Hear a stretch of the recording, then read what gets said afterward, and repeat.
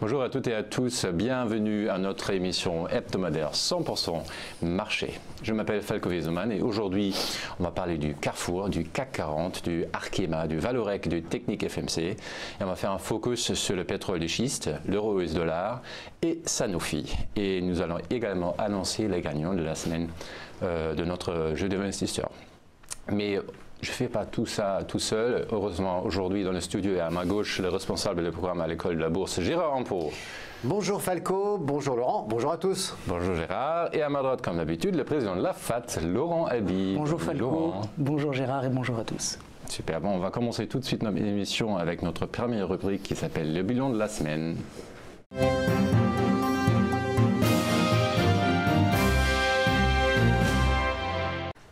Bon, Gérard, tout le monde en parlait ce matin. Qu'est-ce qui se passe avec Carrefour? Le prix, il a monté.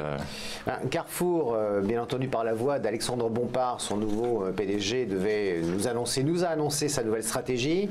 Alors, Carrefour est bien malade depuis quelques années.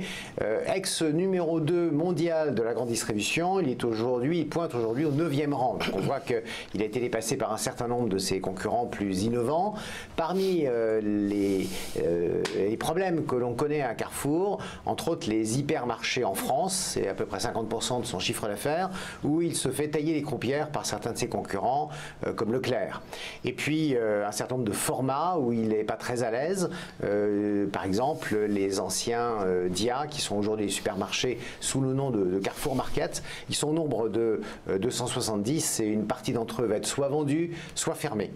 Et puis, il y a l'international, le grand international, et puis le pays de cocagne qui est la Chine, où là, la filiale de Carrefour va se voir finalement, va devoir ouvrir son capital et être rejoint par Tencent et puis un autre opérateur chinois en matière de grands magasins. Alors Tencent, c'est quand même la 5e capitalisation boursière mondiale, plus de 550 milliards de dollars, c'est quand même quelque chose de très important. C'est le numéro 1, en tout cas les leaders des jeux en ligne, et puis c'est aussi un opérateur en matière donc de communication sur Internet. Donc c'est en quelque sorte de la part de Carrefour et de son PDG la réponse du berger à la bergère, la réponse pour lutter contre Amazon, la bergère, du berger Alexandre Bompard, qui essaye de s'allier avec un grand spécialiste de l'Internet pour essayer justement de se développer via ce type de technique. Merci beaucoup Gérard. Donc Carrefour ce matin en hausse et le marché y croit. Voilà, le marché croit pour l'instant, mais Gérard, Laurent, qu'est-ce que donne l'analyse technique à Carrefour en fait? Alors effectivement, le marché y croit, a souligné un élément que Gérard a omis de nous souligner, c'est donc le nombre de départs volontaires qui a été également salué par le marché. Il s'agit de plusieurs milliers de personnes qui vont quitter donc le siège de Carrefour, un renoncement également à des gros travaux pour un nouveau siège social, enfin bon, des économies, des alliances stratégiques et le marché qui salue cette nouvelle orientation du groupe. Alors, comme Gérard le soulignait tout à l'heure, Carrefour est malade, ça fait 3 ans qu'on est dans une tendance baissière donc de long terme. Et puis il y a eu, vous le voyez, cette accumulation, autrement dit cette stabilisation des prix qui s'est faite depuis le mois de septembre. Regardez, on avait ouvert, je vais peut-être zoomer un petit peu. Voilà, on avait ouvert un gap baissier à la fin donc du mois d'août. Ce gap a été comblé ce matin et il a été comblé en ouvrant un nouveau gap haussier. Autrement dit, c'est très positif et ça montre l'appétit pour le risque qu'ont les investisseurs pour Carrefour. Et donc, on va accompagner donc cette progression. Alors, il faut quand même préciser que il n'y a pas encore de tendance haussière sur Carrefour. Vous voyez ici un ADX qui est encore très faible. Il s'agit pour le moment d'un début de mouvement impulsif avec un prix qui est donc très au-dessus d'une moyenne mobile à 10 périodes, un RSI qui est suracheté. Donc ça nous laisse penser qu'on devrait continuer d'assister à la progression des cours sur le titre avec comme premier objectif sur les 20,80, 21 €. Le prix qui invalide ce scénario haussier, c'est si effectivement le titre devait revenir sous les 18,40, c'est-à-dire à la fois sous la borne basse du gap haussier de ce matin et puis sous ce petit niveau de résistance intermédiaire à 18,50. Voilà, donc Falco, on est haussier sur le titre et pour cette raison, nous avons choisi ce matin un VAR en call de code ZI71B. Merci beaucoup Laurent. Donc sur Carrefour, un Varancourt ZI 71B.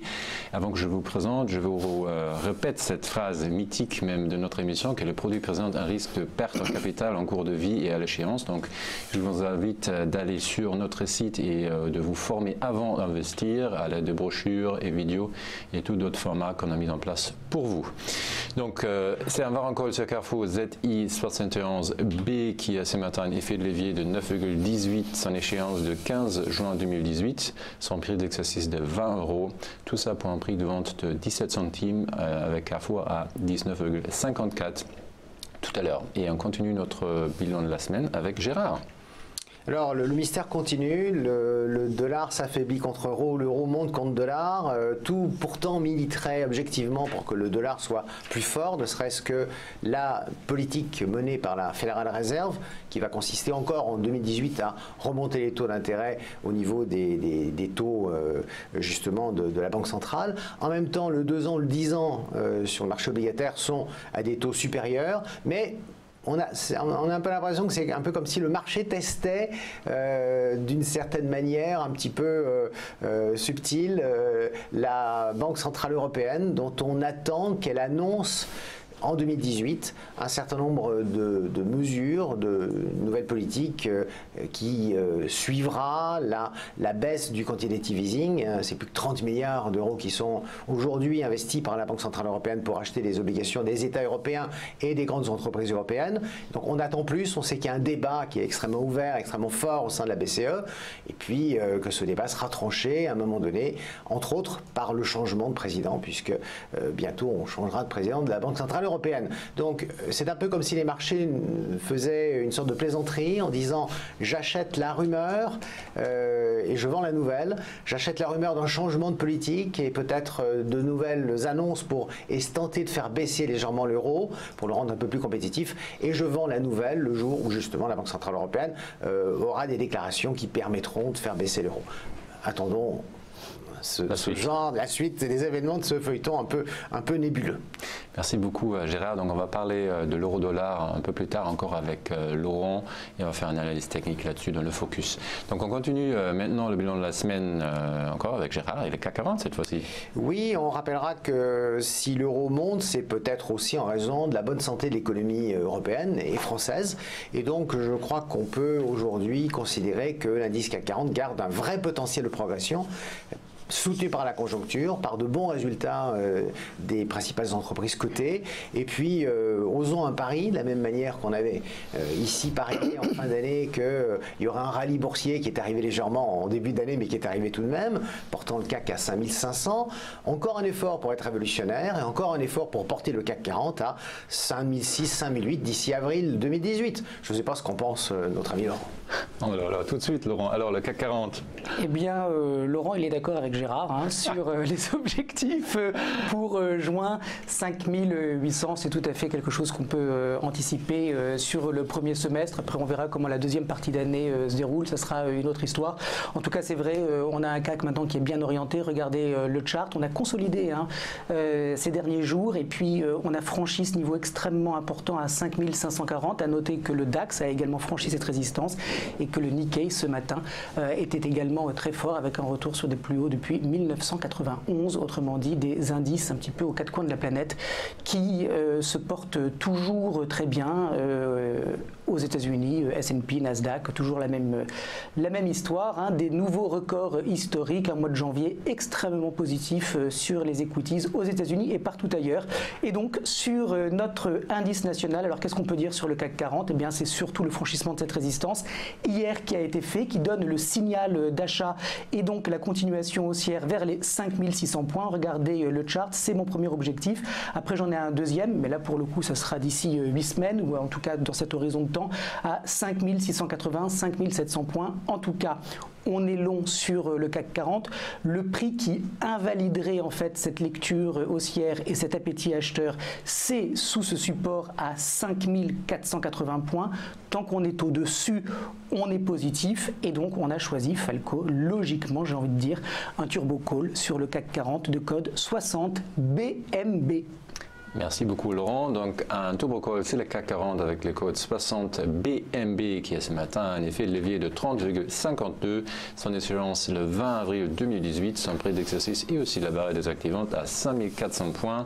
Tout ça pour 1,59 € avec un CAC 40 à 5551,53 points. Et on continue avec notre prochaine rubrique qui s'appelle les tops et les flops.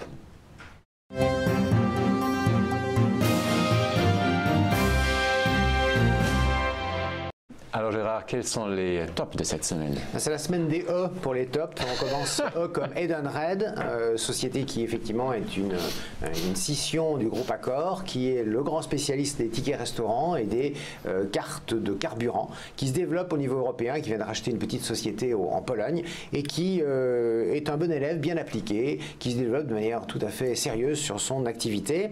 Eramet, quand s'arrêtera-t-elle? Puisque après une année 2017 éblouissante, elle continue. On ne sait pas ce qui peut l'arrêter. Donc, sur fond elle était dans le top la semaine dernière déjà, non? Eramet, non? Oui, tout à fait. Donc elle continue. On ne sait pas quand elle va s'arrêter. C'est un peu la difficulté.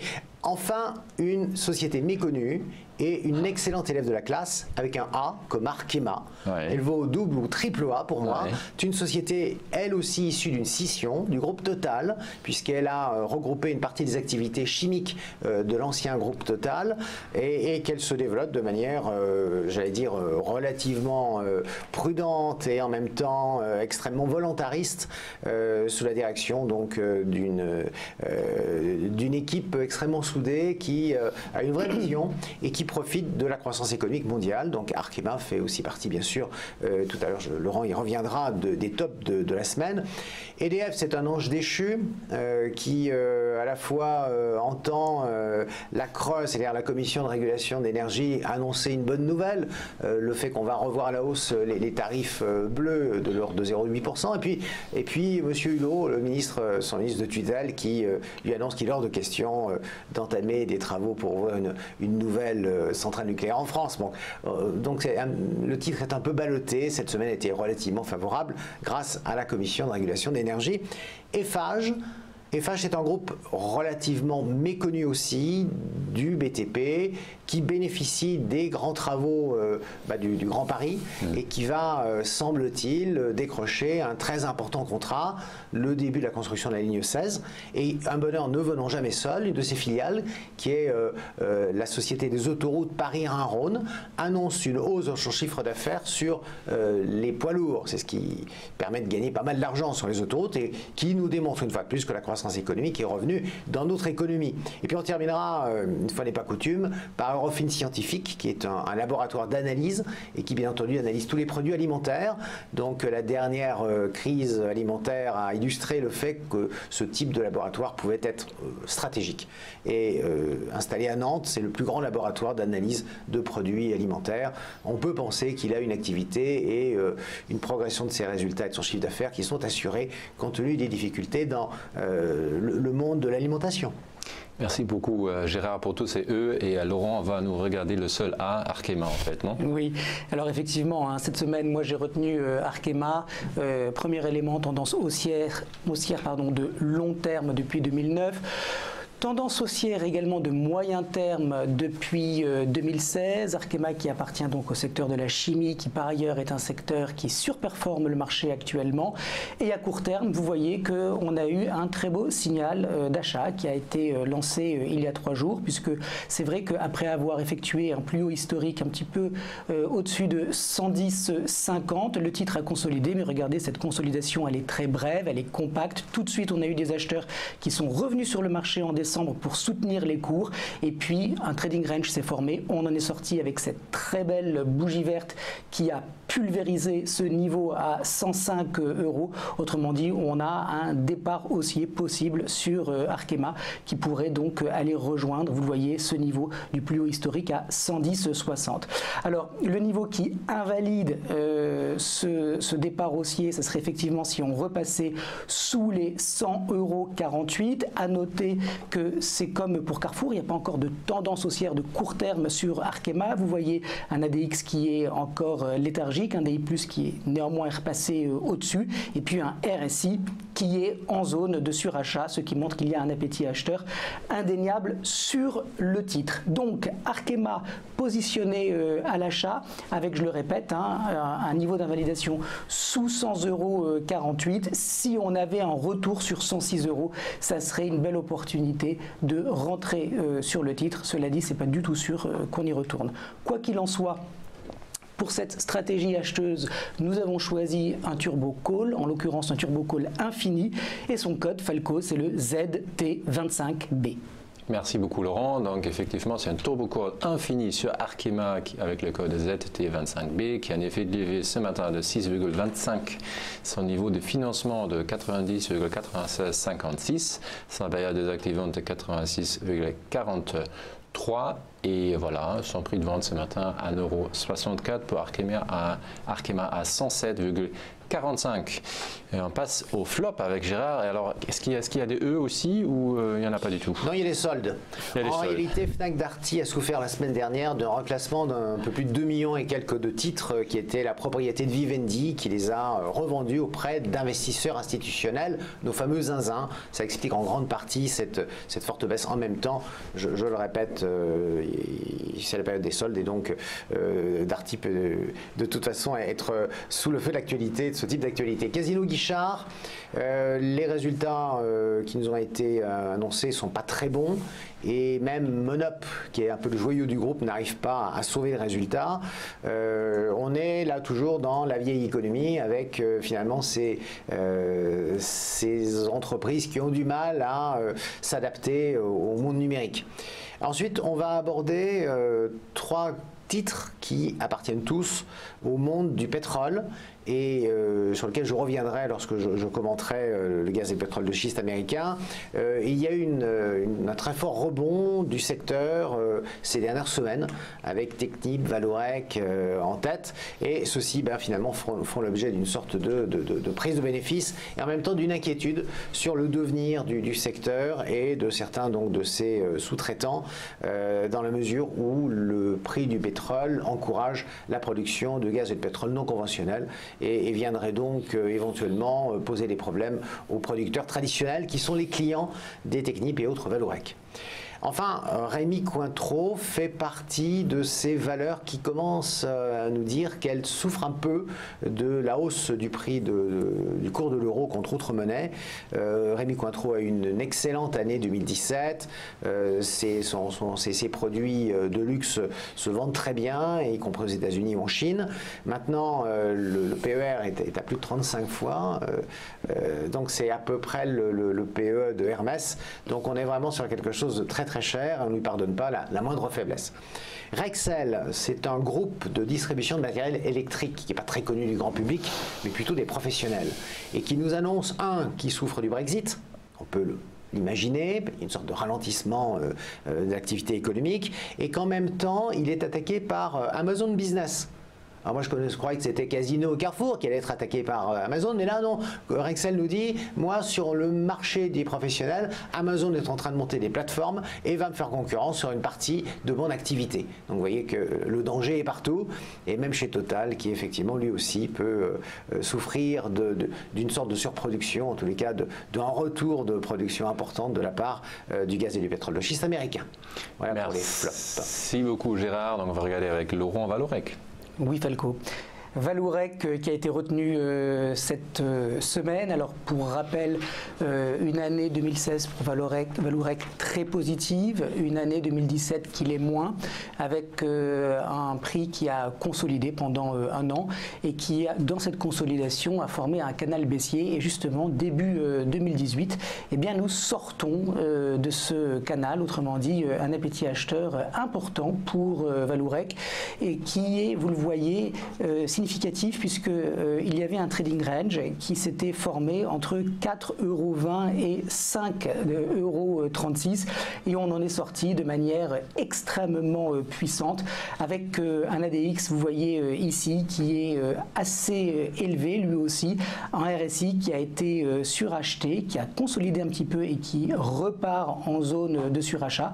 Et puis surtout sur le titre lui-même, on voit qu'on a fait un petit support à 5,58 après une petite baisse de 5% et qu'on revient en 2 jours seulement tester le précédent sommet dans ce mouvement impulsif. Autrement dit, nous avons des opérateurs qui pour le moment continuent de rechercher le titre et nous anticipons a priori une continuation de ce mouvement haussier qui commence à ressembler à une tendance avec, vous le voyez, un objectif de prix à 6,60. En revanche, il ne faut pas que les cours cassent ce premier niveau de support pour conserver donc ce biais haussier, cette structure haussière. Tant qu'on est au-dessus de 5,60, nous restons positifs et nous accompagnons donc cette tendance avec un produit Falco qui est un Varan Call de code WZ67B. Merci beaucoup Laurent. Donc sur Valorec, un Varan Call avec le code WZ67B, ce produit-là a un effet de levier ce matin de 4,66 à échéance de 15 juin 2018, son prix d'exercice de 6,50 € et tout ça pour 25 centimes et Valorec à 6,002 €.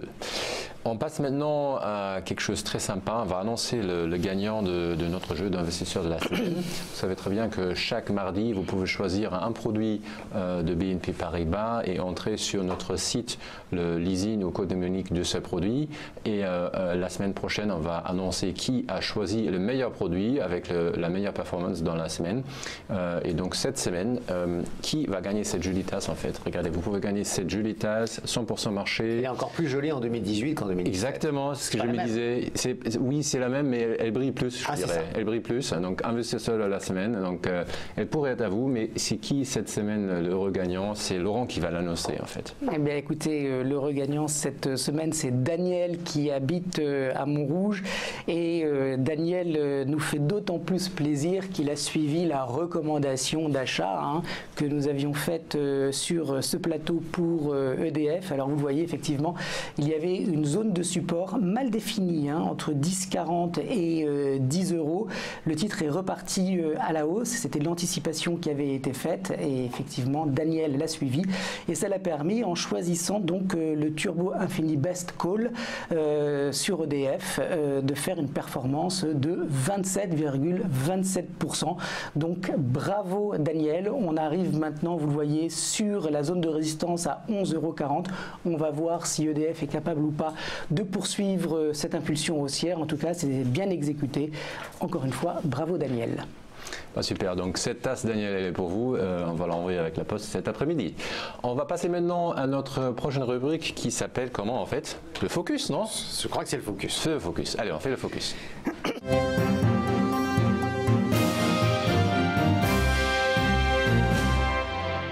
Alors, on commence le focus avec le pétrole de schiste et Gérard.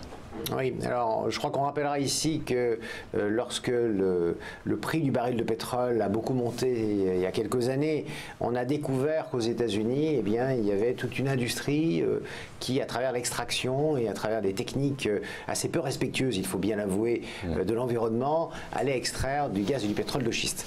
Cette industrie, c'est développé et a résisté à la forte pression sur les cours tactique menée par l'Arabie Saoudite et l'OPEP et quelques alliés comme la Russie pour essayer finalement de tuer une partie de cette industrie qui s'est adaptée et a fait baisser le coût de sa production aux alentours de un peu plus de 40 $ le baril. Et donc, je voulais simplement citer ici les analystes d'Alpha Value, bureau d'analyse financière indépendante, qui nous expliquent qu'effectivement, si, sauf cas de grandes difficultés de Venezuela, eh bien, on devrait continuer à avoir des prix du pétrole qui seront proches cette année des 60 $ le baril. Et donc, d'avoir une industrie gazière et pétrolière de schiste aux États-Unis qui continue de croître et d'embellir et qui fera que ce pays sera en 2018 le premier pays producteur de gaz et de pétrole, en tout cas de pétrole au monde devant l'Arabie Saoudite, et un pays qui va exporter, y compris ce gaz et ce pétrole de schiste. Merci beaucoup Gérard. On va regarder Technip avec Laurent. Oui Falco, cette semaine donc j'ai retenu Technip parce que nous sommes en présence d'un très beau chart, très belle tendance haussière qui a démarré, vous le voyez, au début du mois de novembre, et puis là aussi on a un dépassement de résistance à 25,87 € avec, vous le voyez, une petite polarité qui a été cherchée par le marché puisqu'on avait dépassé ce niveau, il a été ensuite support et on a continué de progresser vers les 29 €. Alors on a consolidé ensuite, vous voyez ici, pendant une petite semaine. Et puis on repart de plus belle apparemment sur Technip. Alors là aussi, on a un objectif qui correspond, regardez, à ce niveau de résistance de mai 2017 à 30 €. Un premier niveau de support immédiat un petit peu en dessous de 27 €. C'est-à-dire que si notre scénario est exact, les prix ne doivent plus retourner sous ce niveau de support car il doit être défendu par les opérateurs comme un prix intéressant à négocier pour accompagner cette tendance. On a un ADX qui est un indicateur de mouvement directionnel qui est fort, ça nous laisse penser que le titre devrait continuer sa progression, et puis un RSI qui lui aussi est suracheté. Autrement dit, une configuration technique assez proche finalement de celle de Vallourec et qui nous laisse encore une fois anticiper donc un retour sur les 30 € si et seulement si ce support ici n'est pas enfoncé. Alors dans ce contexte qui est haussier, nous avons choisi un VAR en call, Falco, et son code c'est le 54 AKB. Merci beaucoup Laurent. Donc un VAR en call sur Technip FMC 54 AKB qui a ce matin un effet de levier de 5,51. Son échéance c'est le 21 septembre 2018. Son prix d'exercice de 30 €. Tout ça pour un prix de vente de 42 centimes pour Technip à 28,01. Et on continue maintenant notre focus avec Gérard. Et qu'est-ce qu'on a? On a la BCE et l'euro, non? C'est toujours la mystérieuse hausse de l'euro et légère faiblesse du dollar. Et donc toujours le sentiment que les mêmes questions à la prochaine conférence de presse vont être adressées à Mario Draghi. Est-ce que vous estimez que le niveau actuel de l'euro pose problème? Et on a vraiment le sentiment que le marché teste la BCE et cherche à obtenir d'elle un certain nombre de déclarations, de gesticulations pour peut-être justifier les prises de bénéfices. Mais wait and see, c'était en tous les cas la politique que nous avions adoptée jusqu'alors, jusqu'à ce que Laurent décide de s'emparer du dossier. Et notamment, on va regarder l'euro-dollar avec Laurent. Et alors effectivement, Laurent s'est emparé du dossier et comme vous le savez, il est arrivé. Voilà, exactement. Il est haussier, Laurent, sur l'euro-dollar. Vous le savez tous, puisque vous suivez cette émission régulièrement et vous savez que je fais régulièrement, donc en tout cas depuis le mois de novembre, des calls sur l'euro avec un biais qui est long, avec un target en ce qui me concerne à 1,25. Alors on va voir si effectivement ce scénario se valide ou pas. En tout cas, sur l'euro, force est de constater qu'on avait un niveau de résistance important à 1,21, qu'il a été pulvérisé. Derrière, ça monte plus, regardez. On reste bloqué sous les 1,23, mais en même temps, ça ne baisse plus non plus. Autrement dit, on a des cambistes qui attendent évidemment jeudi. Et les propos de Mario Draghi, un euro qui est fort, mais attention, il est aussi, cette force de l'euro, c'est aussi le contrepoids ou la contrepartie de cette faiblesse étonnante, comme Gérard le disait tout à l'heure, du dollar. Rien ne laissait présager que le dollar continuerait d'être aussi faible, mais il l'est face au yen, il est face au GBP. Autrement dit, on a un double effet, ce qui explique ce mouvement qui a démarré il y a quelques mois et qui continue, cette faiblesse du dollar et cette force de l'euro. Toujours acheteur donc d'euros, comme la semaine dernière sur ce plateau. Cela dit, on a trouvé un autre produit, Falco, pour accompagner cette hausse. C'est un Turbo Infini Best Call, et tant que nous restons au-dessus de ce niveau à 1,1917, eh bien ce scénario haussier est confirmé.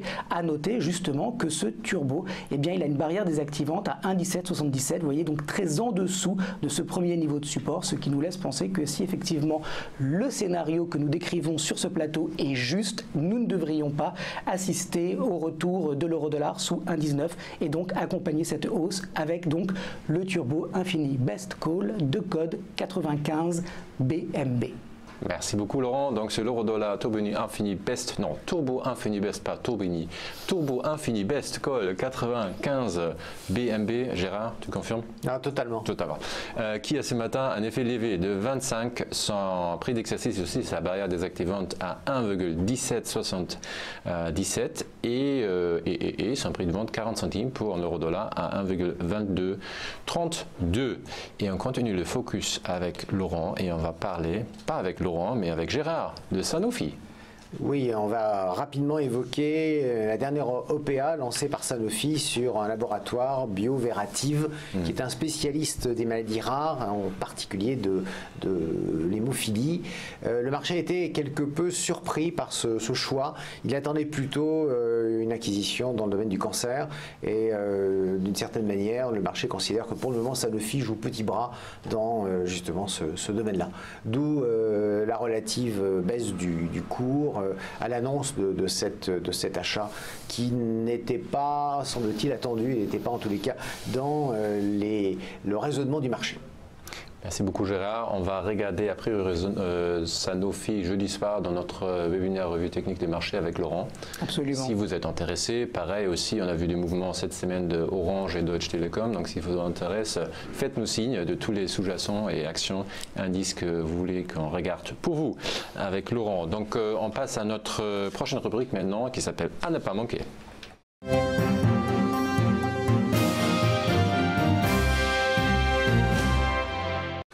Avec Gérard, on regarde toujours le monde, donc qu'est-ce qu'il ne faut pas manquer dans le monde?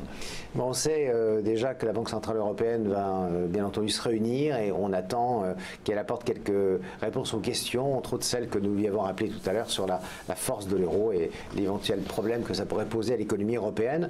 Et la Banque du Canada, on rappelle simplement qu'elle s'est réunie la semaine dernière, qu'elle a monté ses taux et qu'elle pourrait continuer à augmenter ses taux. Donc on voit quand même qu'en Europe, en Amérique du Nord, les économies sont extrêmement bien portantes et d'une certaine manière, le Canada nous rappelle ce que va faire la Federal Reserve, laquelle se réunit le 31 janvier. On a le temps d'en reparler. En matière de statistiques, on a cette semaine des statistiques importantes qui vont nous dire des choses extrêmement précises sur l'état de nos différentes économies. L'Allemagne, à travers l'indice ZUW, qui est l'indice plutôt des marchés financiers et de la banque, et puis l'IFO allemand, qui est l'indice du reste de l'économie allemande. Même chose pour l'indice des directeurs d'achat de l'industrie européenne, en zone euro, en France ou en Allemagne. Et puis, bien sûr, comme souvent, j'ai l'impression que j'ai toujours la chance d'avoir cette statistique, la confiance des consommateurs de Michigan, qui est un élément tout à fait important sur le moral des troupes aux États-Unis. Merci beaucoup Gérard. Donc il me reste juste à vous donner les rendez-vous pour la semaine prochaine. On va se retrouver le 30 janvier à midi pour la prochaine émission de 100% marché. Et évidemment, c'est jeudi soir à 18 h comme d'habitude. Nocturne. Le nocturne, voilà, avec Laurent Albi et le webinaire revue technique des marchés. La dernière semaine, on était 7 heures en fait, de 18 à 19 h a duré quand même 1h20. C'est ça, c'est nocturne dans les grands magasins à Paris exactement. Et sur 100% marché. On ferme pas et il y avait plein de questions, donc retrouvez-nous aussi jeudi soir à nouveau. Donc merci beaucoup Gérard d'avoir été avec nous aujourd'hui dans l'émission. Pareil pour Laurent, super encore comme d'habitude d'être avec nous. J'espère que ça vous a plu aujourd'hui et on se retrouve cette semaine et la semaine prochaine. Merci beaucoup. Au revoir.